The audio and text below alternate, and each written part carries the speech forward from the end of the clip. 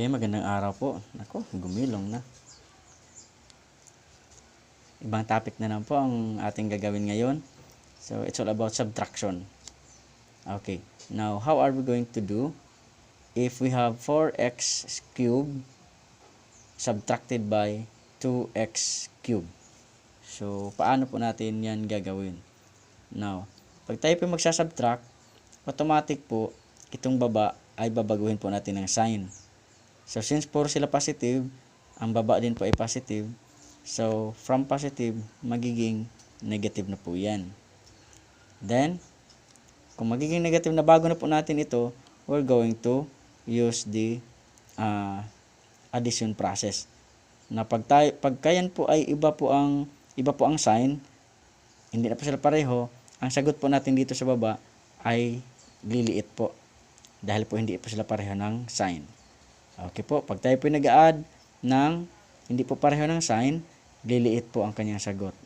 Okay, so 4, babasahin lang po natin, 4 minus 2.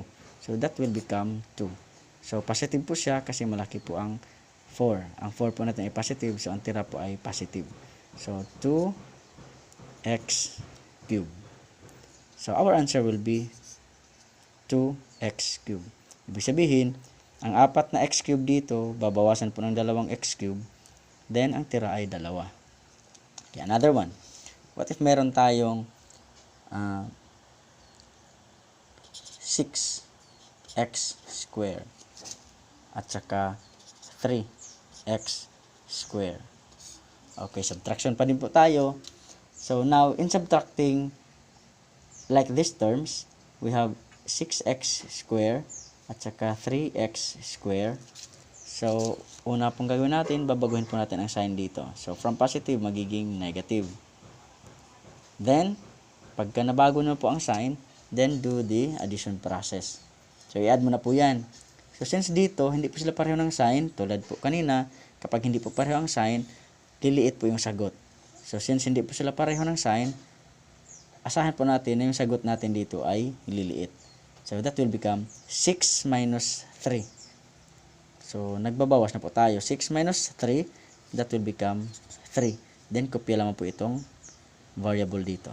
Huwag na po niyang galawin kasi hindi po yan dapat gagalawin. Itong number lamang po ang ating magbabago. So, 6 bawasan ng 3, mayroon pang 3x cube, x square na tira. Ito na po yung answer natin. Okay po? Now, another one. What if ganito naman ang forma niya? So, 10x negative 10x at saka 4x. Okay, so hindi pa sila pareho ng sign. Negative yung taas, positive naman yung baba. We're going to subtract. Okay? Now, pag tayo po ay magsasubtract ng iba-iba ang sign, so, una po, babaguhin po natin muna itong subtractor natin dito. Itong lower number, yung nasa baba po na number. So, from positive, magiging negative. Okay po, so, nabago na po natin. Kasunod niyan, titingnan mo kung pareho na ba sila ng sign, kung pareho ba ang sign. So, kapag tayo ay mag-a-add ng number na hindi pareho ng sign, liliit po yung sagot. So, since dito ay pareho sila ng sign, ibig sabihin, lalaki po yung sagot. Okay po? So, pareho sila ng sign, negative dito sa taas, negative din po dito sa baba. So, may 10 negative dito, may 4 din pong negative dito. So, ilan na po lahat ang negative?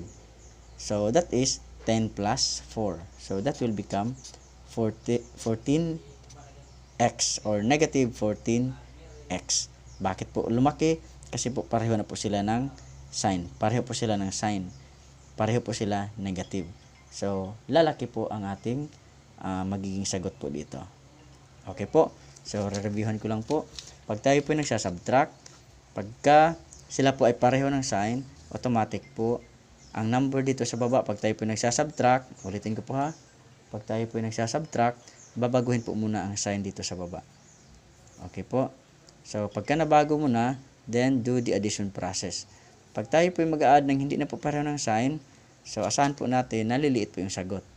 So, dito may 4 ka, dito may negative ka. So, ibig sabihin, yung 4 mo, babawasan mo ng 2.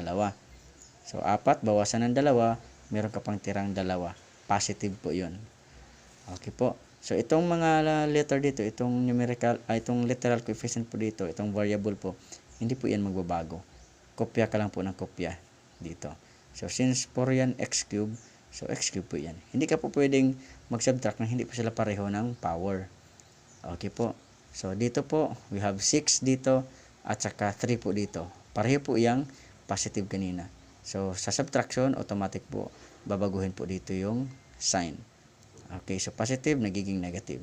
Then, since hindi po sila pareho ng sign, so, yan po yung magiging 6 minus 3. So, 6 po dito na x square, babawasan po ng 3x square. So, meron ka pong tirang 3 na x square. Okay po. Then, sa number 3, meron ditong 10 negative x.